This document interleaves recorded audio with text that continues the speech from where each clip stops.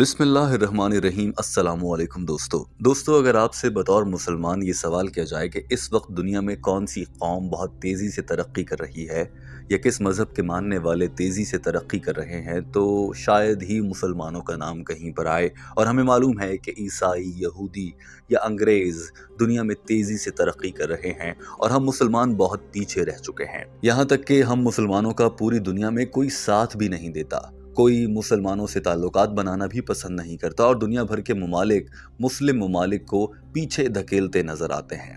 بہت ہی کم ایسا ہوتا ہے کہ کسی سائنس اور ٹیکنالوجی یا جدید علم میں کسی مسلمان کا نام سامنے آتا ہو، سب کچھ تو انگریز لے بیٹھے ہیں۔ آخر ایسا کیا ہے کہ ہم مسلمانوں کے پاس دنیا کا سب سے اچھا دین اسلام، دنیا کی سب سے زیادہ معلومات اور انسان کو انسان بنانے والی اور چلانے والی ایک مقدس کتاب قرآن مجید اور ہمارے پیارے نبی حضرت محمد صلی اللہ علیہ وآلہ وسلم کی رہنمائی ہونے کے باوجود اس دنیا میں ہم مسلمان ناکام کیوں ہیں؟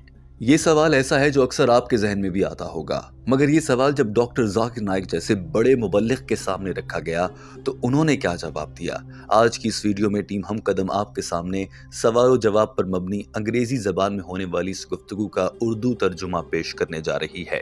آئیے سب سے پہلے آپ کو دکھاتے ہیں کہ سوال کرنے والے اس لڑکے نے بڑے افسوس کے ساتھ کیا کہا اور کیا سوال کیا۔ السلام علیکم doctor.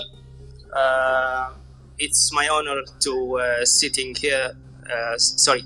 here asking this question, and at the same time I'm very sad to ask this question. If the Quran is a book of the guidance and the Islam is a religion of the knowledge and all this, then why we are Muslim as a nation, as a majority, we are standing in the back among the nations? Why when we compare our nation with other nations, we see a big hole between us and them? You have asked a very good question, very important question, very relevant question. That this Quran. سوال کرنے والے نے کہا تھا کہ آج کا یہ سوال کرنے سے پہلے مجھے یہاں پر موجود ہونے میں بہت فخر ہے کہ آپ کے سامنے کھڑا ہوں، مگر اتنا ہی دکھ بھی ہے کہ مجھے یہ سوال کرنا پڑ رہا ہے کہ اگر قرآن پاک میں اتنا علم ہے، اسلام میں اتنی طاقت ہے، تو آج کے دور میں مسلمان اتنا پیچھے کیوں کھڑے ہیں؟ ہم دوسری اقوام سے مسلمانوں کا موازنہ کریں تو بہت فرق نظر آتا ہے، ایسا کیوں ہو رہا ہے؟ ڈاکٹر ذاکر نائک نے کہا کہ یہ سوال بہت ہی اچھا اور موقع کی مناسبت سے کیا گیا ہے۔ ڈاکٹر ذاکر نائک نے جواب دینا شروع کیا اور کہا کہ اس سوال کا جواب جاننے کے لیے میں آپ کو تھوڑا سا تاریخ میں لے کر چلتا ہوں۔ مثال کے طور پر ابھی سال 2023 ہے تو یہ 2000 سال ہو چکے ہیں۔ اگر دنیا کے 1000 سال پیچھے چلے جائیں، جب سال 1000 تھا، تو یعنی کہ سال 1000 تک 800 سال سے لے کر 800ویں صدی سے لے کر 1000ویں صدی تک کے درمیان یہ جو آج کے انگریز بہت کامیاب نظر آتے ہیں اور دنیا میں بہت آگے نظر آتے ہیں، اپنی تاریخ کے اس دور کو یہ انگریز تاریک دور یعنی کہ ڈارک ایج کے نام سے یاد کرتے ہیں، کیونکہ اس دور میں یہ انگریز بہت ہی ناکام اور دنیا میں جاہل تھے اور ان سے کچھ بھی نہیں ہوتا تھا اور انہیں ہر کام کے لیے مسلمانوں کی طرف دیکھنا پڑتا تھا۔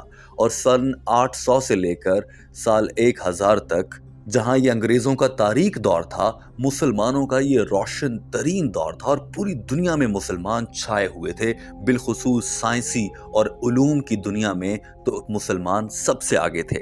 مسلمانوں کا اتنا عروج تھا اس موقع پر کہ اگر یورپی یا انگریز لوگوں کو سائنس پڑھنی اور سیکھنی ہوتی تھی تو سب سے پہلے انہیں مسلمانوں کے پاس آنا پڑتا تھا اور انہیں عرب کے لوگوں سے سائنس سیکھنا پڑتی تھی۔ عرب کے لوگوں سے بات چیت کرنے کے لیے انگریزوں کو عربی زبان سیکھنا پڑتی تھی، تو پہلے وہ انگریز عربی زبان سیکھتے اور پھر اس کے بعد مسلمانوں سے جو عرب کے لوگ تھے ان سے سائنسی علوم لیتے تھے اور سیکھنے کے لیے آتے تھے۔ لیکن حالات دیکھیے آج کیا ہو چکے ہیں۔ آج ہم مسلمانوں کو انگریزی سیکھنا پڑتی ہے تاکہ ہم انگریزوں کی لکھی گئی سائنس اور ٹیکنالوجی کی کتابوں کو پڑھ اور سمجھ سکیں۔ تو تاریخ سے حوالہ دینے کا مقصد یہ ہے کہ ہم مسلمان ایسا نہیں ہے کہ ہم زندگی میں کبھی بھی کامیاب نہیں ہوئے تھے یا ہم انگریز سے آگے نہیں تھے۔ ہم مسلمان اپنے عروج پر تھے، مگر کچھ ایسی غلطی ہوئی کہ ہم زوال پر آ گئے اور اب ہم نیچے آ چکے ہیں اور انگریز ہم سے بہت آگے نکل چکے ہیں۔ تو سوال یہ ہے کہ ایسا کیا تھا اس وقت میں کہ مسلمان یا عرب کے لوگ دنیا پر چھائے ہوئے تھے اور انگریز لوگ ناکام تھے، اور آج ایسا کیا کر لیا انگریز نے کہ وہ کامیاب ترین ہو چکا ہے اور مسلمان دنیا میں زوال کا شکار ہوتا جا رہا ہے؟ ڈاکٹر ذاکر نائک نے اس کا بھی واضح اور گہرائی سے جواب دیا۔ If we look back into the history from the 8th to the 10th century, we read in the historical books, the Europeans, they called it as the Dark Ages. Dark for whom? Dark for the Europeans. The Arabs, the advancement they made in science and technology was phenomenal. If you had to know about science, if you want to do research of science, you had to learn Arabic. Like how today we learn English. At that time, the Muslims were on top of the world because they were close to Quran and Sunnah. Doctor Zakir Naik نے کہا کہ بڑی وجہ یہ ہے کہ ہم مسلمان آج زوال پذیر ہیں اور انگریز ترقی پذیر ہو چکا ہے، کہ اس کی سب سے بڑی وجہ یہ ہے کہ ہم نے قرآن پاک اور سنت نبوی صلی اللہ علیہ وآلہ وسلم پر عمل کرنا چھوڑ دیا ہے۔ لہٰذا مسلمانوں کی اس ناکامی کے لیے جو آج مسلمانوں کو جس کا سامنا ہے، قرآن پاک کو مورد الزام نہیں ٹھہرایا جا سکتا، نہ ہی دینی تعلیمات پر الزام دھرا جا سکتا ہے کہ ان میں خدا نخواستہ کچھ کمی ہے۔ اس کے اصل ذمہ دار آج کے دور کے مسلمان، یعنی کہ آپ اور میں خود ہیں۔ ہم سے ہی تو یہ ناکامی اور نالائقی ہوئی ہے کہ ہم نے قرآن اور سنت پر عمل کرنا چھوڑ دیا ہے۔ So Quran is not to blame, you and I are to blame.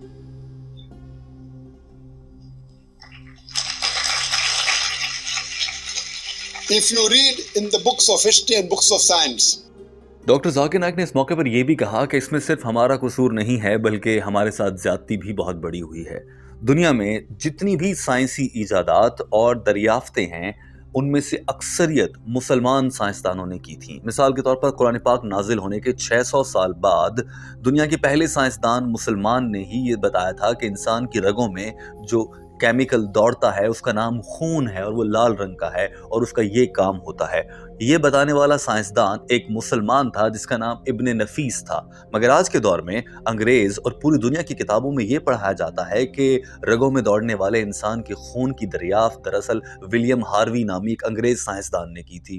یعنی کہ جو مسلمانوں نے بڑے بڑے کام کیے ان کو جدید دور کی کتابوں میں دبا دیا گیا اور وہاں سے مسلمانوں کے نام ہٹا کر انگریزوں کے نام ڈال دیے گئے، یا پھر اگر کسی مسلمان کا نام تھا بھی تو اس نام کا انگریزی ترجمہ کر کے اسے انگریزی میں لکھ دیا گیا تاکہ تاثر یہ ملے کہ یہ کسی مسلمان نے نہیں، کسی انگریز سائنسدان نے یہ کارنامہ سر انجام دیا تھا۔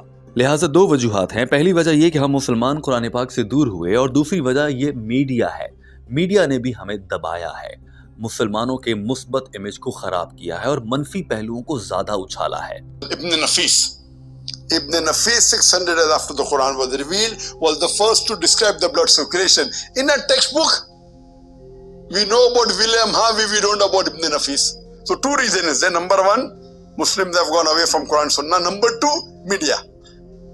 Media also plays a big role in it. In our textbook, in my school, I never heard about Ibn Nafis. After when I did research, I came to know. In my textbook was mentioned William Harvey. Doctor Zakir Naik نے بتایا کہ دنیا کا پہلی بار نقشہ بنانے والے سائنسدان بھی ایک مسلمان تھے، ابن دروسی ان کا نام تھا، اور سن 1100 میں انہوں نے دنیا کا نقشہ بنا ڈالا تھا۔ کون جانتا ہے ان کو؟ ڈاکٹر ذاکر نائک نے کہا کہ پوری دنیا کے علوم اور بالخصوص ٹیکنالوجی آج کل نمبرز پر کھڑی ہے، گنتی 1 2 3 4۔ آپ جانتے ہیں کہ ان اعداد کو کیا بولا جاتا ہے؟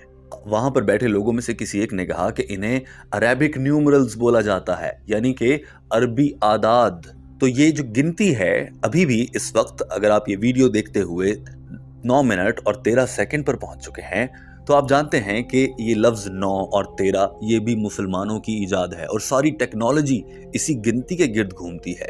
یہ تک مسلمانوں نے دریافت کیے نمبرز۔ اور اس کے علاوہ بھی ڈاکٹر ذاکر نائک نے مسلمان سائنسدانوں کی کئی طاقتور اور اہم دریافت اور ایجادات کے بارے میں بتا کر سب کو حیران کر دیا۔ آپ بھی یہ دیکھیے۔